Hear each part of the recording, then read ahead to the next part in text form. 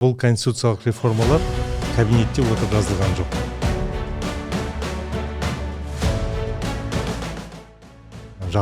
Жабылып, өзіміз оқшауланып, осы қалаған нәрсемізді енгізіп, мысалға ойдан шығарылған дүние емес. Бұл конституциялық реформалар басынан бастап қоғаммен өзара талқылаудың нәтижесі, ортақ бір нәтижесі. Неге? Себебі оның алдыңғы жылдардағы жұмыс қалай өткені бір бөлек.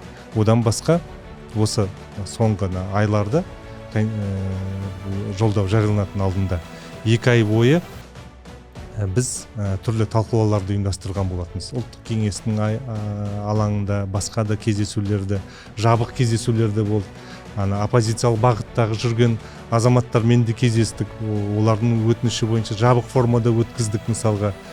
Сол жерде көптеген ойлар, ұсыныстар айтылған болатын. Біз сол ойлардың бәрін жинақтап, ары қарай арнайы өзіміздің жұмыс тобымен оларды сараптадық. Заңдық тұрғыдан, мысалы құқықтық тұрғыдан жүзеге асырылуы ма, оңай емес пе, бола ма, болмай ма, немесе басқа бір пунктпен қайшыға түсе ме, түспей ме деген сияқты. Яғни біз әртүрлі алаңдарда талқылаулар жасайтынбыз. Сол алаңдарда келіп түскен ұсыныстарды, ал ұлттық кеңестің бір ғана отырысында өзіңіз білесіз 33 адам сөз сөйлеген болатын. Бір ғана отырыстың өзінде 33 адам ойлап көріңіз.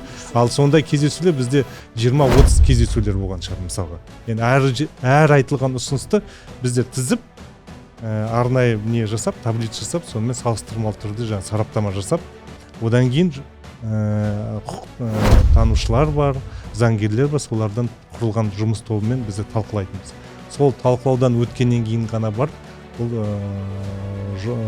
жолдаудың мазмұнына, құрылымына ұсынылған болады.